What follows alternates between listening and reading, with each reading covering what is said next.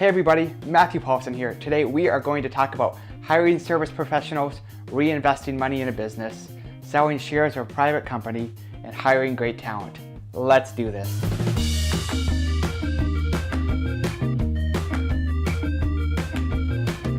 This is officially episode 4 of Startup Q&A, the online video show that helps small business owners, startup founders, and entrepreneurs grow their businesses faster and achieve financial freedom. Whether you have 100 employees or you're just getting started, Startup Q&A gives you the actionable ideas and strategies that you need to grow your business. So before we dive into the questions today, I want to share a tip in a segment that I refer to as the Growth Hack of the Week, where I provide you with a tip or strategy that you can use to grow your business faster. So the Growth Hack of the Week is to export your LinkedIn email list. Whether you know it or not, you have an email list inside LinkedIn that you can use for marketing in your business. The way this works is that LinkedIn maintains a database of all of your contacts, and you have the ability to export the people that you are connected to. So you can get their name, their email address, the company they work for, and their job title. And LinkedIn will provide this to you in pretty much a spreadsheet, a CSV file that you can download and do pretty much whatever you want with. So that is a really valuable kind of marketing list that most of us don't even know that we have. So if you want to grab this from LinkedIn, and you probably should because you're going to assume they're just going to take it away at some point, but you go to linkedin.com/people/export, and there will be a link where you can download your CSV file, which is obviously very helpful. So by using this export tool, I was able to get an email list of the nearly 3,000 people that I'm connected to on LinkedIn. So then I can take that email list and import it into my email service provider, which happens to be SendGrid. And then email those people whenever I have something to announce. A note of caution, you have to be pretty careful with this because these people haven't opted into your email list. So if you mail them too often, they're going to call you a spammer and yell at you. And depending on what country you live in, they may sue you. In the United States, it is still perfectly legal to email people that haven't opted into your list. You just have to be compliant with all of the other CAN spam regulations. So obviously no deceptive subject lines. You have to be honest about who you are emailing from. So your from name should be your name and not something you make up. You should have your mailing address and email somewhere, have a valid unsubscribe link, and you can look on Wikipedia to see all of those specific requirements. If you live in Canada or some other countries in the world, they have more stringent laws and require a double opt-in to email somebody. So if you live in one of those countries, you probably shouldn't use this strategy. So let's assume you're living in a country like the US where it's perfectly legal to do this. And assuming you're complying with all the CAN spam requirements, there are ways to use your LinkedIn email list without annoying people. You can send people valuable content. You just be careful not to email them too often. So with my LinkedIn email list that I've exported, I only send that list a message whenever I announce a new book or have something really major that I want to share with them. For example, my book Automatic Income just launched, and then I sent an email to my LinkedIn list saying, "Hey, come check out my book." By the way, and then all the marketing material for the book. But then at the bottom I said, "Hey, by the way, I got your email address from LinkedIn. No need to unsubscribe. This is a one-time email. I'm not going to be sending you a bunch of crap that you don't want." So you can do it. You can use this as a marketing list pretty effectively, and then write the email such in a way that people can understand how you got their email list, and also there's kind of an inherent promise in that email saying, yes, I'm sending you this one email, but I'm not going to send you a crap ton more emails just like this and annoy you. So that's kind of how you would use your LinkedIn email list well without being annoying or kind of breaking the law. I don't think most people know that this ability to export your email contacts in LinkedIn exists. So I would strongly encourage you to check that out. I think it's a great way to get another marketing channel that you might not be aware of. You just do have to be careful not to annoy people too much by sending them a bunch of email that they don't want. I probably only email my LinkedIn list 5-6 times a year. It's pretty rare that I do it, so once every other month is probably about right for that contact list. And really just don't be annoying, and then give people a great way to opt out, and you'll be fine. Let's dive into the questions. Every week we take 5 questions that are submitted through Facebook or through our website, and we try to answer them, or I try to answer them. So if you would like to have your question answered on the show, go to startupqna.co and fill out the form to ask your question. All right, the first question comes from Anthony Fasano. I helped Anthony publish a book this year, and hopefully that's coming out pretty soon. But he asks, if you have a decent profit at the end of the year with your online business and you want to reinvest it in your company, how do you decide where to spend it on? Do you build a revenue generating stream, hiring somebody, doing sales, etc.? And then Jordan Dekker asks a very related question. He says, for somebody who's building an online business and continually reinvesting everything back into it, when do they consider taking some money out to enjoy or to splurge or just to live on? So really the question is, how do you know how much money to leave in your business? How do you know how much money to take out and live on? And then, what are good things to reinvest in, and what should you not waste your money on? So typically what most people do is that they pay all of their regular expenses out of the money that comes in every month. So this is payroll, this is inventory, rent, utilities, marketing expenses, website hosting, all the stuff that you normally pay every month, or pretty much close to every month. You pay that stuff first, and then the money that's left over, you have a few options. That's kind of your profit. So you can leave the money in your bank account and assume that you're going to need it at some point in the future for something else. You can take that money home as profit, or you can decide, I'm going to buy this piece of equipment, hire this person, do something that will create kind of long-term growth for my business. So really kind of what I do in my business, and maybe this will be helpful to you, or maybe it won't be relevant to your business, but kind of what I do is at the end of the month, I make sure I have all my expenses paid. Everything that I usually pay in a month, I pay off. I pay off my credit cards, and any invoices that I owe money on, I pay those all off so that I'm not starting the following month in debt. So I kind of clear the house of expenses, and then anything left over in my bank account, that is obviously the profit at the end of the month. So kind of the first thing I do is I leave about 50 grand in my bank account, my business bank account, and that is just to get a head start on the next month's expenses. 50 grand is probably about a month and a half worth of business expenses for me, and really that's not a lot, but MarketBeat is a pretty cash flow heavy business, so I don't need to leave a lot of money in the business. In most businesses you probably want to keep that 3 to 6 months of expenses in your bank account, or something pretty close to that. So let's say I have 100K in my bank account, I leave 50K in there. That means there's $50,000 worth of profit to spend. First, my company is an S Corp. That means I am going to be taxed on the profit whether I leave it in the business or not. So right away, I will take about 35% of my money, put it in a separate savings account for my quarterly estimate, so I don't get behind on my taxes. So out of 50 grand, that'd be 15, 17 grand, somewhere in there. And out of the money that's left over after that, you can then kind of decide, do I want to leave this money in, which I never do because I just don't need to, or I could reinvest it in something. And the way that I kind of decide that if I want to reinvest the money is I look at the return on investment, or kind of the break-even point for anything that I would buy.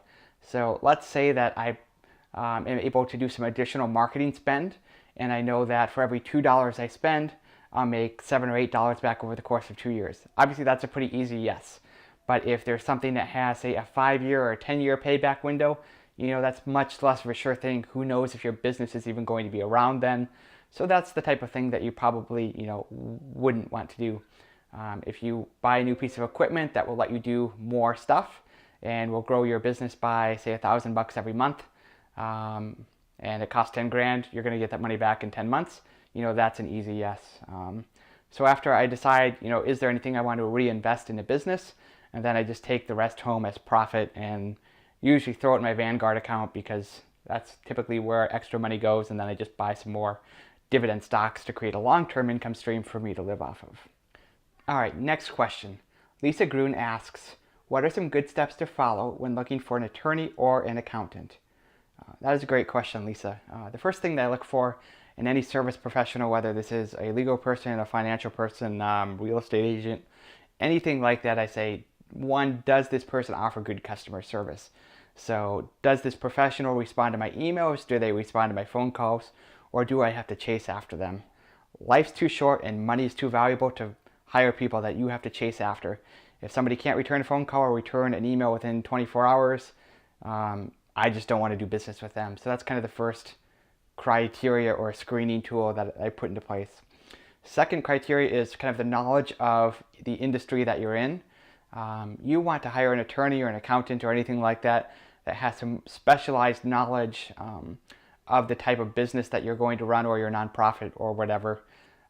You generally don't want somebody, I mean, you would never have an estate planning attorney, file a lawsuit for you on a business. You would never have a personal injury attorney do your will. It's just there's specialties in law, just like there's specialties in medicine, and you need to find somebody that has experience with your type of business and the types of needs that you have. So just be careful with that. The same is true for an accountant or anything like that.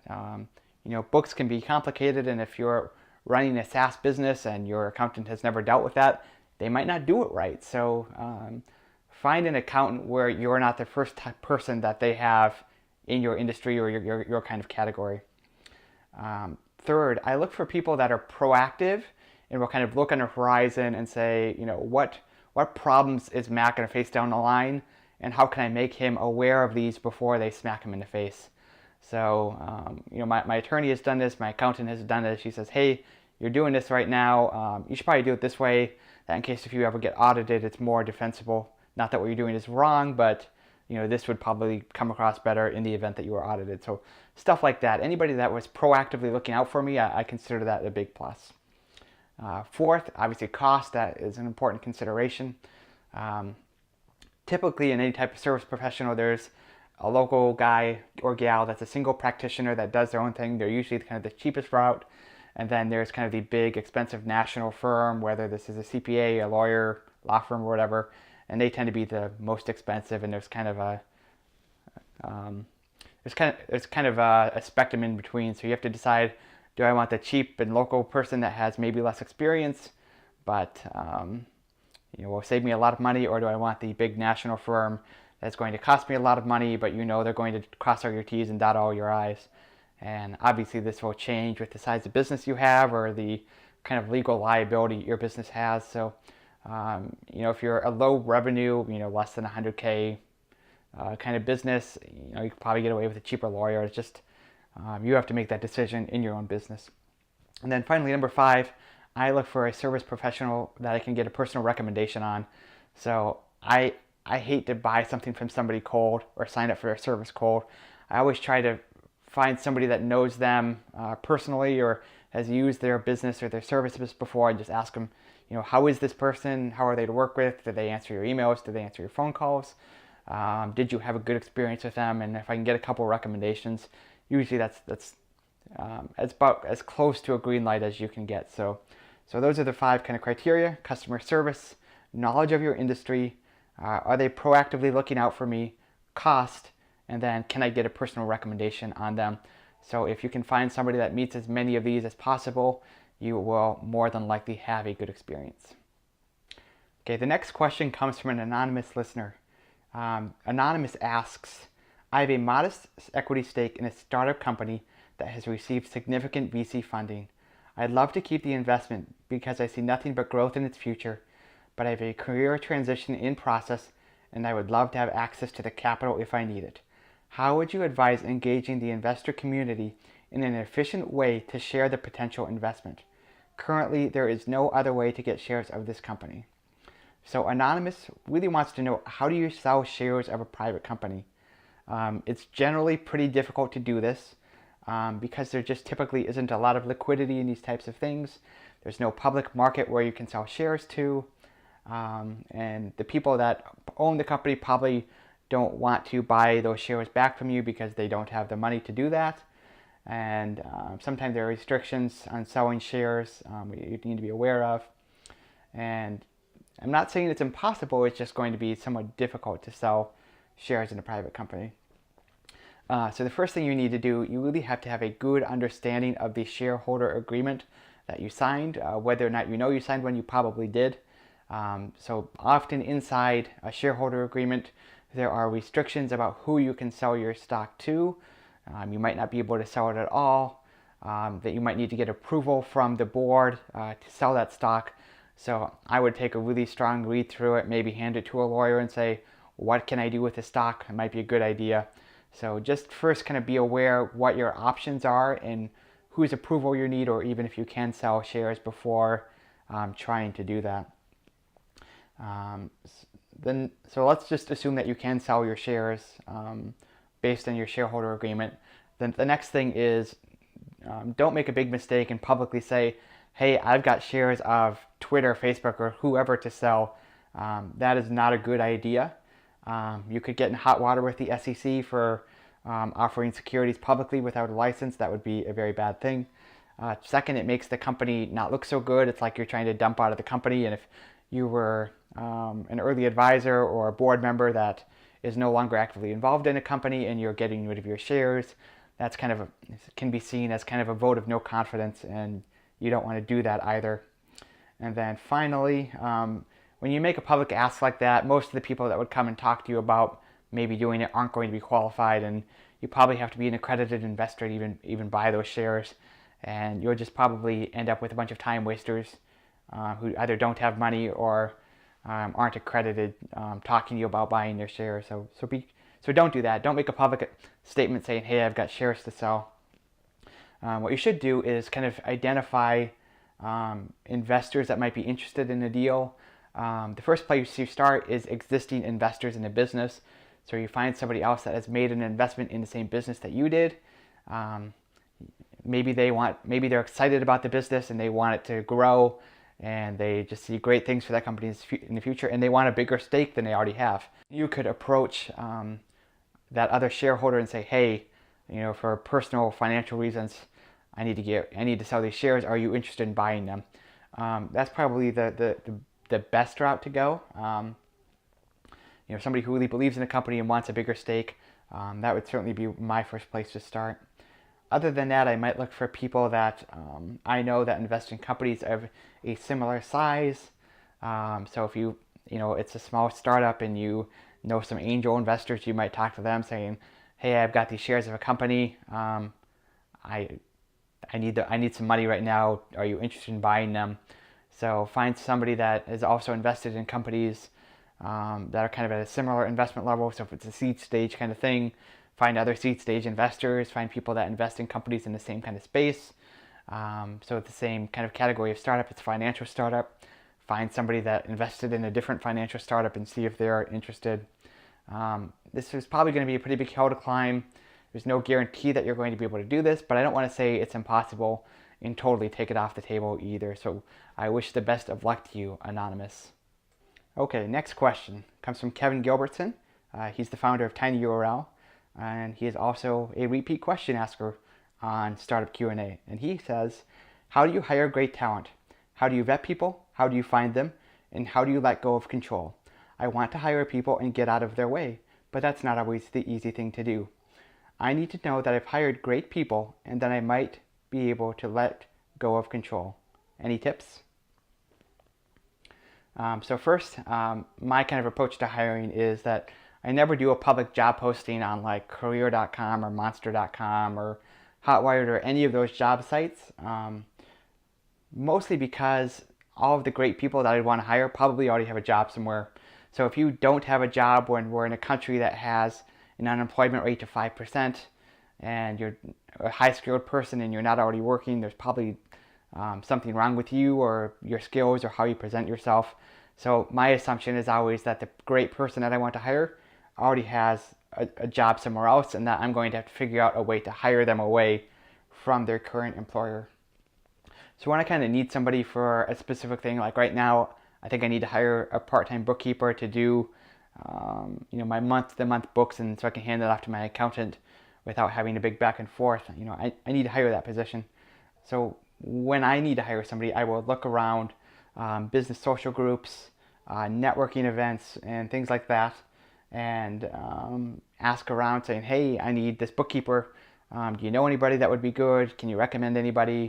Do you know anybody that does a great job with this that I can hire? So after I get a bunch of recommendations, I'll kind of try to scope out the top candidates.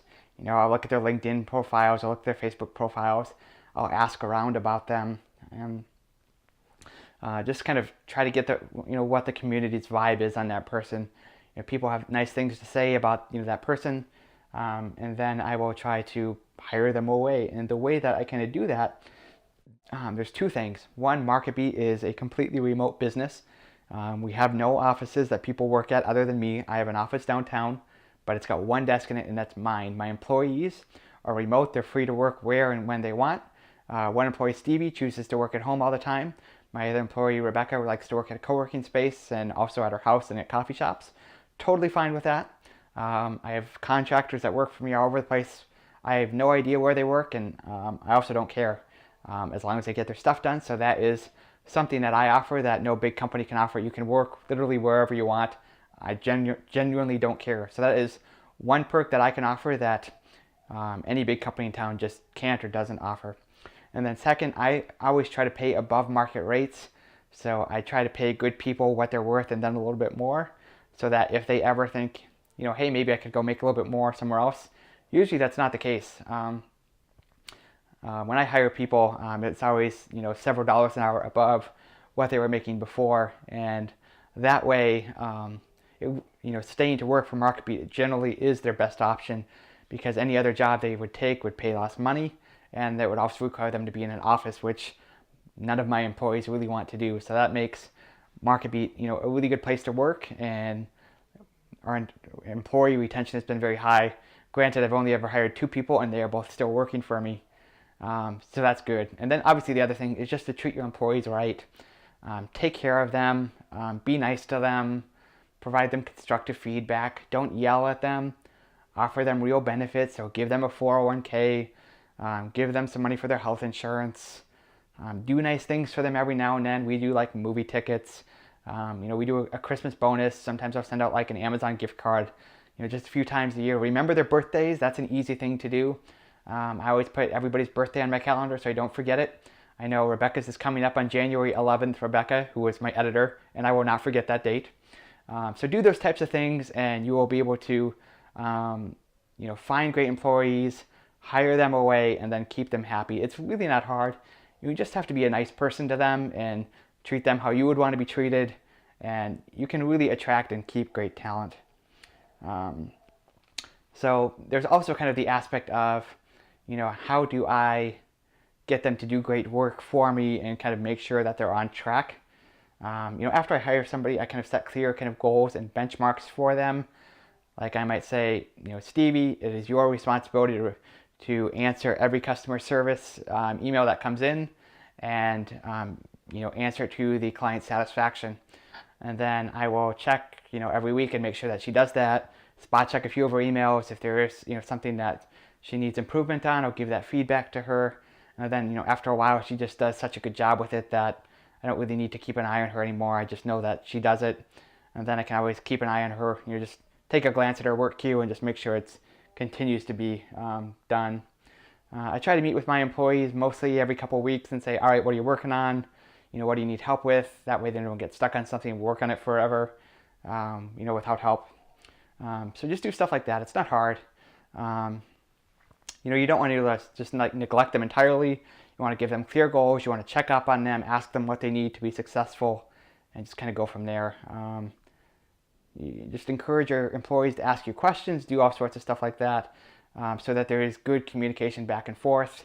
We use Slack for communication in our business. That works pretty well. But as much, talking you can do without being, a micromanager, more is usually better than less. So that's my advice for that. Find somebody who's working somewhere else doing good work, pay them above market rates, let them work remotely, or find some other benefit that a big company can't give them, keep them happy as an employee, and then have good communication with them. I hope that answers your question, Kevin. And those are the questions this week. So let's move on to the final segment of the show, the resource of the week. In this segment, I recommend a book, a podcast, a resource, or a tool that will help you grow your business faster. So today's resource of the week is the Publisher Lab podcast. This is a relatively new podcast that is published by a company called Ezoic, E-Z-O-I-C.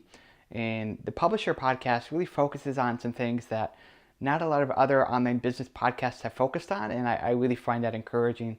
So they are really kind of all about running content websites. How do you create great content? How do you do SEO? How do you monetize that content through advertising? Stuff like ad tech, web hosting. They really take a nice approach to talking about, kind of the whole content-driven, website-based, internet business. So really like what MarketBeat is and what my personal finance blogs before that. If you have a website that's got content on it and you make money from ads, the Publisher Lab podcast is a great resource to check out. So they've done about 10 episodes. It's still pretty early on, but I'm optimistic about this one. I've subscribed to it. Hopefully they continue to produce great episodes. I'd encourage you to check out the Publisher podcast. Cool. And that is the resource of the week. If you'd like to subscribe to Startup Q&A and get next Monday's show delivered to you automatically, go to the domain startupqa.co. So startup, the letter Q, the letter A.co, not .com. And there are links there so you can subscribe via email, via Facebook, via RSS, iTunes, YouTube, and Stitcher. You can also follow me personally on Facebook at facebook.com/MatthewPaulsonPage. And on Twitter, I'm at MatthewDP, so the name Matthew, the letter D as in dog, and then the letter P as in pony. So MatthewDP on Twitter, check me out there as well. And if you are watching this on YouTube, don't forget to subscribe to this channel so that you can get new episodes delivered to you automatically. That's it for this show. I'll see you guys next week.